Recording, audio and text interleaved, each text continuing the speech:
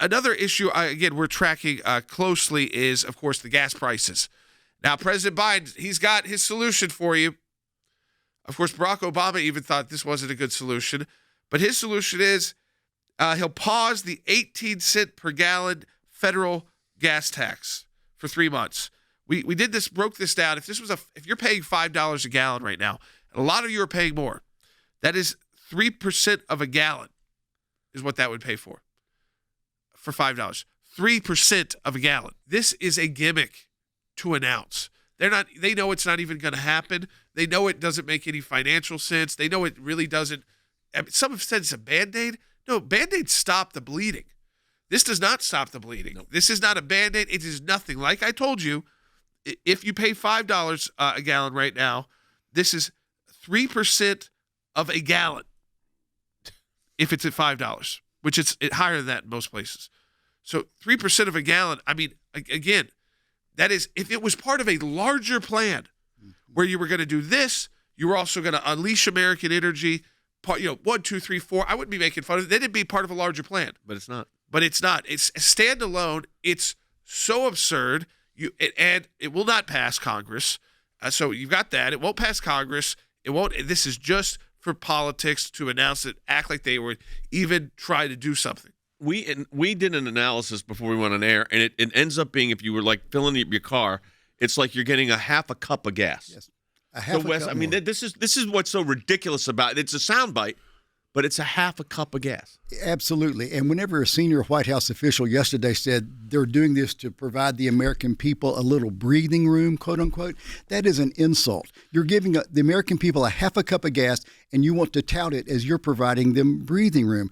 The issue, there are a lot of factors that go into the gas price crisis that we're in, and it is a crisis, but a lot of the reasons for it are President Biden's policies. He has restricted oil exploration and leases on federal land. On his first day in office, he canceled the Keystone Pipeline, and he also canceled other pipelines. He has vilified the fossil fuel industry in America so that people are reluctant to invest in it. And the industry itself, it costs money to drill, to explore, to transport, to refine.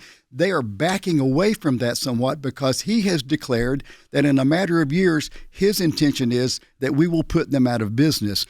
What the president doesn't understand, Jay, is that when you're the president of the United States, what you say matters. It impacts the economy. It impacts people's livelihood, their daily life. And this crisis, a large part of it rests on his plate. Yeah, well, he keeps blaming Vladimir Putin. I mean, this is Putin's price increase. Meanwhile, report on the New York Times, not exactly a conservative newspaper. New York Times report. Now, who's making the most money out of this right now? Vladimir Putin. Mm-hmm. Vladimir Putin is making more money off of their oil and gas than they ever have. Yes. And the ruble has come back in its value as well, the Russian currency. China and India are buying more Russian energy than ever before. The Russians are not hurting. The United States and our allies, we are hurting as far as energy goes. We've got skyrocketing oil prices. They are getting more money. Yes, more money from sales than they did ever before the war began 4 months ago. Their currency has also surged in value against the dollar. So remember we were going to crush their economy, devalue the ruble. It's now stronger than the U.S. dollar. Yeah, so which also goes into this factor. You don't make decisions without having a plan in place.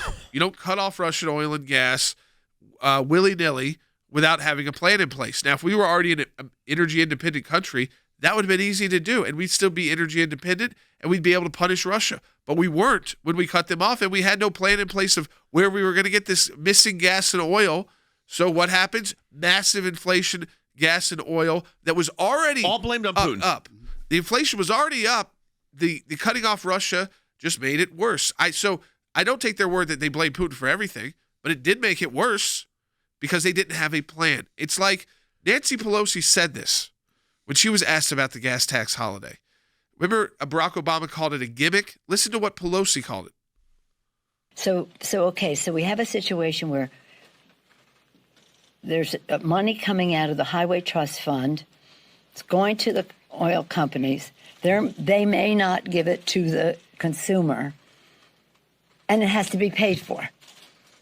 So we're paying for something to give a break to the oil companies that isn't even going to the consumer. So that's the con. The pro is very showbiz. Okay, let's just do something. There it is. But it is not necessarily landing in the pocket of the consumer. It's taken out of the trust fund. We have to pay for that to return it. It's not that I agree with everything she said, but remember or Barack Obama. But Obama called it a gimmick. She says it's showbiz. It doesn't actually impact the consumer. It doesn't help the American people. What would have helped the American people would have been finishing the Keystone pipeline, like you said, Wes. What would help the American people is that we were energy independent and an energy exporter. And now we're dependent on Saudi Arabia to hopefully get more. And what was the other? I think Venezuela. They've gone all these countries. And as you said, Wes, pounding these oil and gas companies while he's telling them produce more, and they're saying, how much money did you make last year? Yeah, absolutely. Think about it. 18 months ago, we were energy independent, Unreal. And there was no gas crisis like this. We have it now. Again, it's due to policies and decisions made by this White House. And the other thing about going to places like Venezuela and Saudi Arabia to buy oil is that when their production is not near as clean from the environment as American production is. So he could actually help the environment by encouraging American oil and gas industries, which he's not doing. The other thing, too, it was on my radar, and it really bothers me, they keep pushing for some sort of an agreement with Iran. And I think part of the reason for that with the Biden administration is they want to buy Iranian oil, too, because right now we're not buying it. That's an interesting, I've not thought about that. So, of course, we're not buying Iranian oil. No. And you think that by getting this nuclear deal back on track, so to speak, which I think is a disaster on 100 levels, that will give the impetus for them to clear the way to purchase oil from Iran? Yeah, I think that's part of the motivation, although it seems to be falling apart, that agreement, and hopefully it will stay that way.